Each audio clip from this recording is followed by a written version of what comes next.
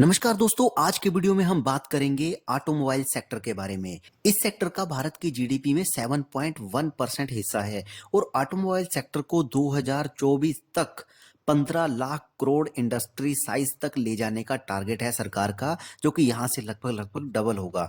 2019 में भारत वर्ल्ड का 5th largest automobile industry बना था और ट्रैक्टर और टू व्हीलर मैन्युफैक्चरिंग में सेकेंड लार्जेस्ट बना था। भारत की बहुत सारी आबादी डायरेक्टली और इनडायरेक्टली ऑटोमोबाइल सेक्टर के ऊपर डिपेंडेंट है। भारत आज वर्ल्ड की बहुत सारी मल्टीनेशनल कंपनीज जैसे कि मर्सिडीज, बीएमडब्ल्यू, टोयोटा, होंडई जैसी बड़ी कंपनीज के लिए प्राइम डेस्टिनेशन बन चुका है। आज़ादी मिलने के बाद भारत में बहुत सारी गाड़ियां इंपोर्ट हुआ करती थी।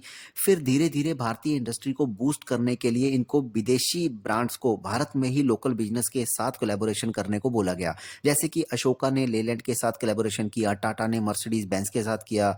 उसके बाद हिंदुस्तान मोटर्स और एम्बेसडर कार का इसी बीच बहुत मार्केट शेयर बढ़ गया था, लेकिन फिर लोअर डिमांड और पुअर इंफ्रास्ट्रक्चर की वजह से ये इंडस्ट्री बहुत स्लो रफ्तार से ग्रो कर रही थी। उसके बाद 1970 में ग्रीन रेवोल्यूशन की वजह से ट्रैक्टर इंडस्ट्रीज को बहुत बूस्ट मिला। 1981 में मारुति और सुजुकी के बीच कोलैबोरेशन होने के बाद इस इंडस्ट्री का हाल बदलने लगा। इसके बाद और विदेशी कंपनीज जैसे कि टोयोटा, मित्सुबिशी, माज्दा, निसान, इन सब ने भी भारतीय कंपनियों के साथ जॉइंट वेंचर्स किए, जिससे कि भारत में प्रोडक्शन, कंपटीशन, इनोवेशन और नई टेक्नोलॉजीज और डिजाइन के साथ व्हीकल जो है वो मैन्युफैक्चरिंग स्टार्ट हुई।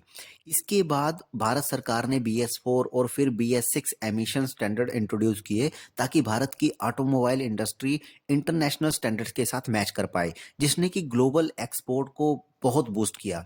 इस सेक्टर की ग्रोथ के पीछे 100% FDI का भी बहुत बड़ा हाथ था।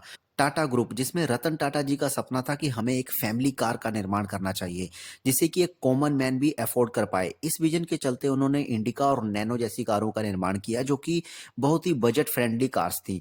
इसके अलावा मारुति और सुजुकी के कोलैबोरेशन से भी भारत की ऑटोमोबाइल इंडस्ट्रीज को बहुत बूस्ट मिला।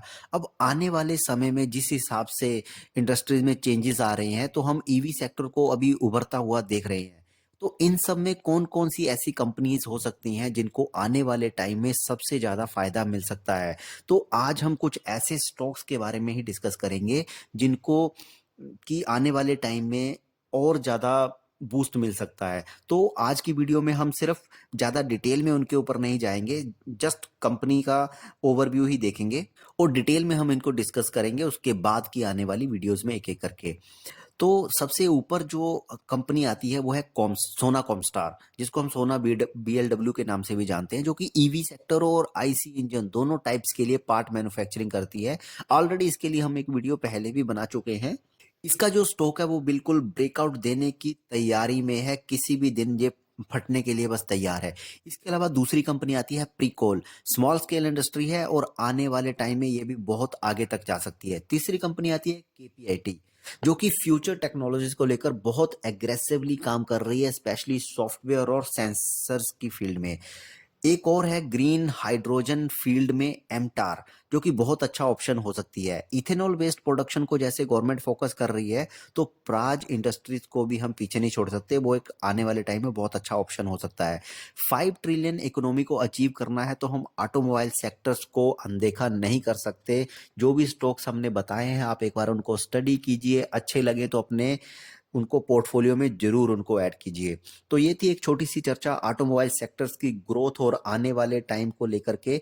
फिर मिलेंगे नेक्स्ट वीडियो में किसी नए बिजनेस के साथ। उसके अलावा अगर आपने हमें ट्विटर या इंस्टाग्राम पे फॉलो नहीं किया है, तो डिस्क्रिप्शन में आपको लिंक मिल जाएगा, वहां से आप हमें फॉलो कर सकते हैं। Thank you.